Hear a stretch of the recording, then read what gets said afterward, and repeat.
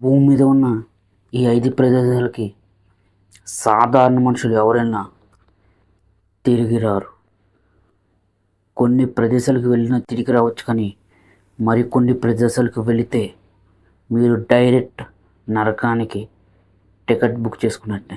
అటువంటి భయంకరమైన ప్రదేశాల గురించి ఈరోజు మనం తెలుసుకుందాం. Let's start the video. Number 1, north sentinel island. ఇది మన భారతదేశానికి వెస్ట్ బెంగాల్కి కొన్ని కిలోమీటర్ల దూరంలోనే ఉంది. ఇక్కడ చాలా భయంకరమైన ట్రైబ్ నివసిస్తున్నారు. ఎన్నో వేల సంవత్సరాలుగా వాళ్ళు ఇక్కడే నివసిస్తున్నారు. వాళ్ళకి బయటి ప్రపంచం ఎలా ఉంటుందో తెలియదు. వాళ్ళు చాలా భయంకరమైన మనుషులు. సుమారు మన గవర్నమెంట్ లెక్కల ప్రకారం వీళ్ళు ఇక్కడ సుమారు 60,000 మంది నివసిస్తున్నారు. వీళ్ళు అసలు బయట వ్యక్తులను కలవడానికి ఇష్టపడరు. ఒకవేళ పొరపాటు ఎవరైనా అక్కడికి వెళ్ళినా వాళ్ళని బాణాలతోని రాళ్ళతోని కొట్టి చంపేస్తారు. అందుకని ఇండియన్ గవర్నమెంట్ ఏం చేసిందంటే ఇక్కడికి ఎవ్వరికి వెళ్ళడానికి నిషేధించింది. ఈ ఐలాండ్ రేడియస్లో ఈ ఐలాండ్ 5 కిలోమీటర్ రేడియస్లో అసలు ఎవ్వరు వెళ్ళడానికి వీలు లేకుండా బ్యాన్ చేసింది. ఇక్కడ కోస్టల్ గార్డ్స్ ఎప్పటికప్పుడు రౌండ్స్ వేస్తుంటారు. ఎవరైనా వస్తారేమో అని చెప్పి ఈ సరౌండింగ్స్లోనే ఎప్పుడు మానిటర్ చేస్తూనే ఉంటారు. వీళ్ళు బయట వాళ్ళని ఎలా ట్రీట్ చేస్తారని కొన్ని ఇన్సిడెంట్స్ రియల్గా జరిగినాయి. వాటి గురించి తెలుసుకున్నాం. మీకు తెలిసిందే 2004లో సునామీ వచ్చిందని చెప్పి. ఈ సునామీ వల్ల వీళ్ళకి ఏమన్నా అయ్యిందేమో అని మన ఇండియన్ గవర్నమెంట్ ఒక హెలికాప్టర్ను పంపి అక్కడికి చెక్ చేయడానికి పంపింది. కానీ వీళ్ళు వాళ్ళని ఏదో చేస్తున్నారని భయపడి ఆ హెలికాప్టర్ మీద బాణాలతోని రాళ్లతోని దాడి చేశారు. మరొక ఇన్సిడెంట్ ఏంటంటే 2006లో కొంతమంది ఫిషర్మెన్స్ దారి తప్పి ఈ ఐలాండ్కి చేరుకున్నారు. అంతే, వాళ్ళు మృత్యు ఒడిలో చేరుకున్నారు. 2018లో ఒక అమెరికా మత ప్రచారకుడు జాన్ ఎలెన్ అనే ఒక అమెరికన్ ఈ ఐలాండ్కి తన మతాన్ని ప్రచారం చేయడం కోసం వెళ్ళాడు. అంతే, ఇక తిరిగి రాలేదు. ఈయన ఇల్లీగల్గా వెళ్ళాడని చాలామంది చెప్తారు. వీళ్ళు ఇంకా వేల సంవత్సరాలు వెనకబడి జీవిస్తున్నారు. చేపలు మరియు వేట, అలాగే తాబేళ్లను, అలాగే పండ్లను వీటిని ఇంకా ఆహారంగా తీసుకుంటున్నారు. అలాగే వీరి భాష మరియు జీవన విధానం గురించి ఎటువంటి సమాచారం లేదు. ఇక రెండవది అతి భయంకరమైనది బెర్ముడా ట్రయాంగిల్. ఇది నార్త్ అట్లాంటిక్ మహాసముద్రంలో ఒక సీక్రెట్ ప్లేస్. దీన్ని డెవిల్ ట్రయాంగిల్ అని కూడా పిలుస్తారు. ఎందుకంటే ఇక్కడ చాలా విమానాలు అలాగే షిప్స్ అదృశ్యమైపోయాయి. అందుకని దీన్ని డెవిల్ ట్రయాంగిల్ అంటారు. ఎక్కడ ఉందంటే సుమారు ఇది 5 లక్షల కిలోమీటర్ల రేడియస్లో ఉంది.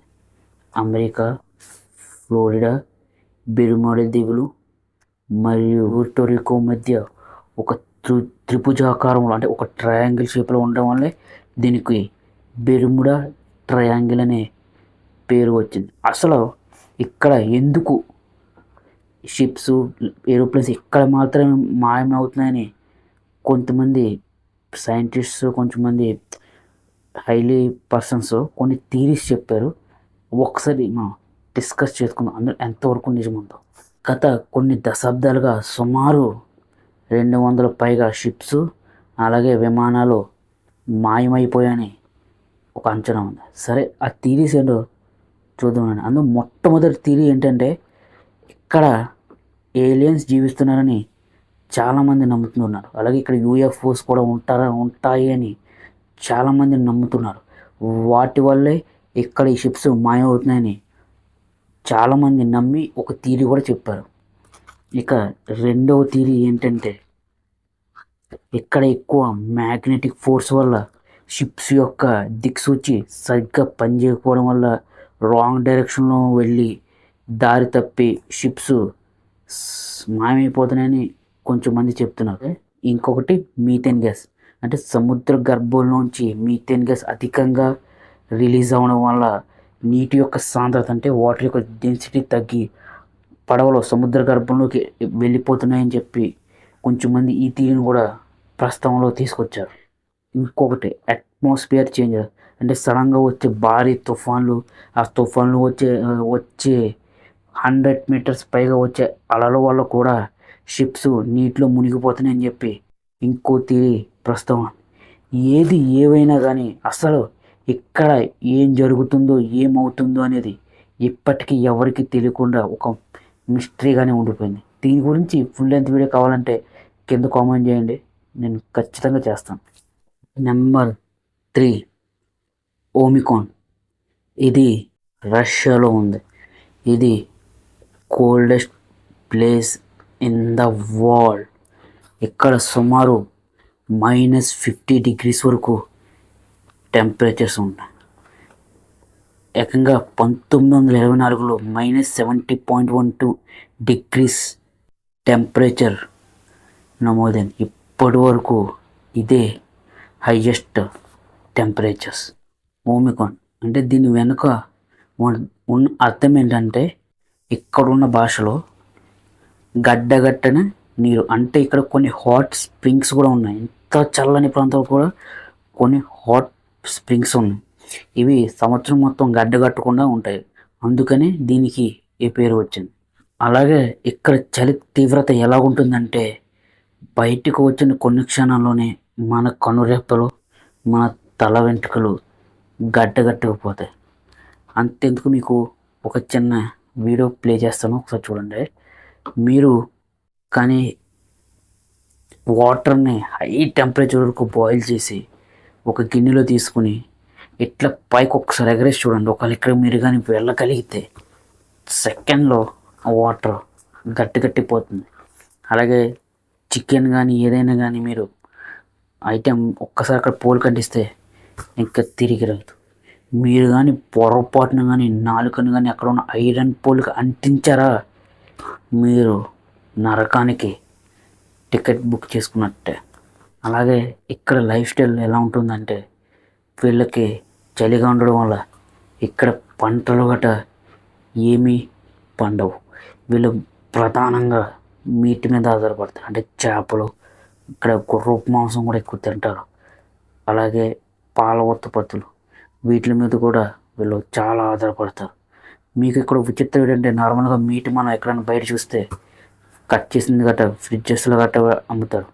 బట్ వీళ్ళు డైరెక్ట్ అక్కడ బయట పెట్టి అమ్మేస్తారు. దాన్ని మీరు తెచ్చుకొని ఫస్ట్ హాట్ వాటర్లో బాయిల్ చేసుకుని తర్వాత వండుకోవాలి. అలాగే ఇక్కడ కార్లని, బైక్స్ని మెయింటైన్ చేయడం కూడా చాలా కష్టం. మన నార్మల్ టెంపరేచర్స్లోని ఇంజన్ సరిగ్గా స్టార్ట్ అవ్వు, అలాంటిది ఇక్కడ మైనస్లో ఉంటాయి.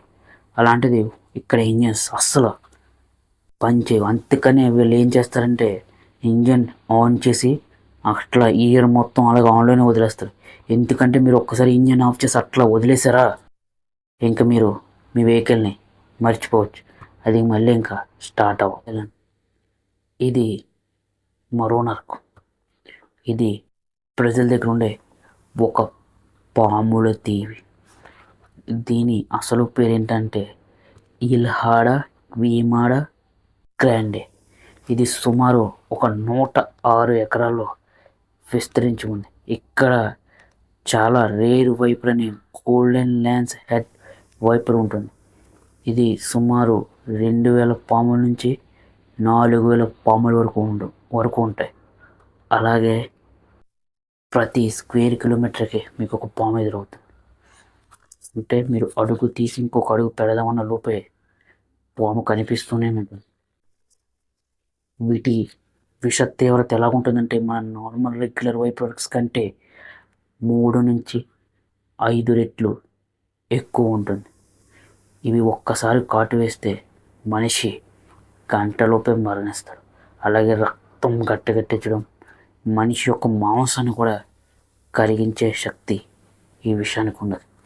అసలు ఈ దీవి ఎలా ఏర్పడిందంటే సుమారు 11,000 సంవత్సరాల క్రితం ఐస్ ఏజ్ టైంలో సీ లెవెల్స్ పెరగడం వల్ల ఈ దీవి బ్రెజిల్ నుంచి విడిపోయి సపరేట్గా ఏర్పడింది.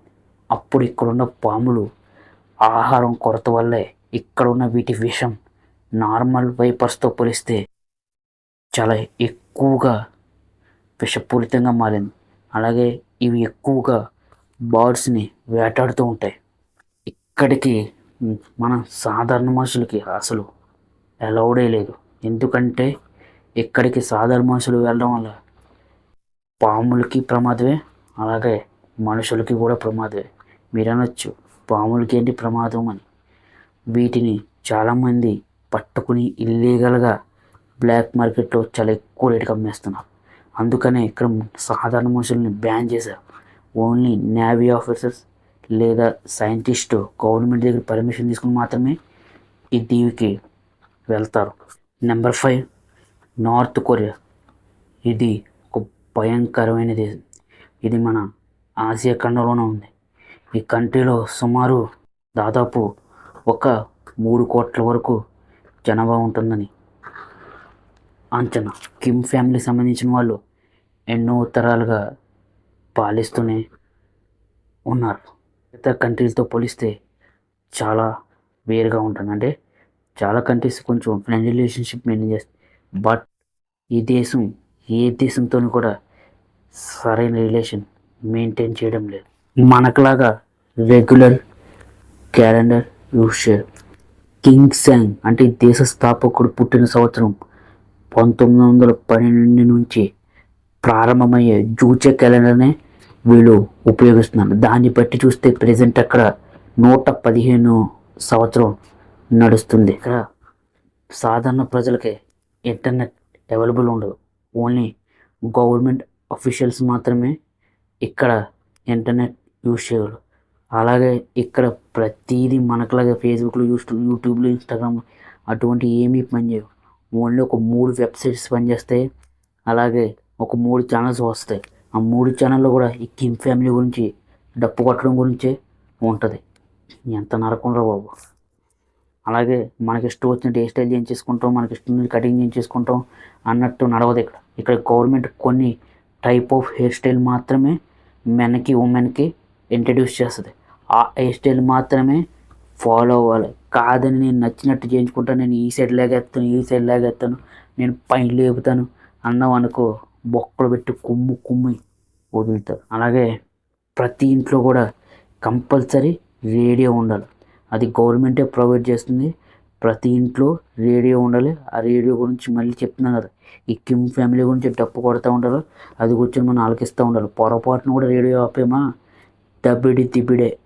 ఇక్కడ మరో దరిద్రం ఏంటంటే మీరు కానీ మీ ఫ్యామిలీలో పొరపాటున ఒక పర్సన్ కానీ తప్పు చేశాడా మీతో పోతుంది. మీ 3 తరాల వరకు కూడా ఆ శిక్షని అనుభవిస్తూనే ఉండాలి. చూసారా ఎంత భయంకరమైన దేశము, ఎలా జీవిస్తున్నారు బాబు. మీకేంటంటే ఈ దేశం గురించి మీకు ఇంకా డీటెయిల్స్ కావాలి, ప్రతి దాని గురించి ఇంకా డీటెయిల్స్గా నాకు కావాలి, ప్రతిదీ కావాలనుకుంటే చెప్పండి, నాకు కింద కామెంట్ చేయండి. ఈ దేశం గురించి నేను ఫుల్ లెంత్ వీడియో చేయడానికి ట్రై చేస్తాను. మీరు కామెంట్ చేయండి, నేను కంపల్సరీ ఫుల్ లెంత్ వీడియోతో వస్తాను. సో ఈ వీడియోని ఇక్కడ వరకు ఎండ్ చేస్తున్నానండి. ఎక్కడ వరకు చూసారంటే నా వీడియో కంపల్సరీ నచ్చే ఉంటుంది. సో కొత్తగా ఎవరు చూసినా ఈ ఛానల్ని లైక్ చేసి సబ్స్క్రైబ్ చేసుకోండి. అంతవరకు జై హింద్.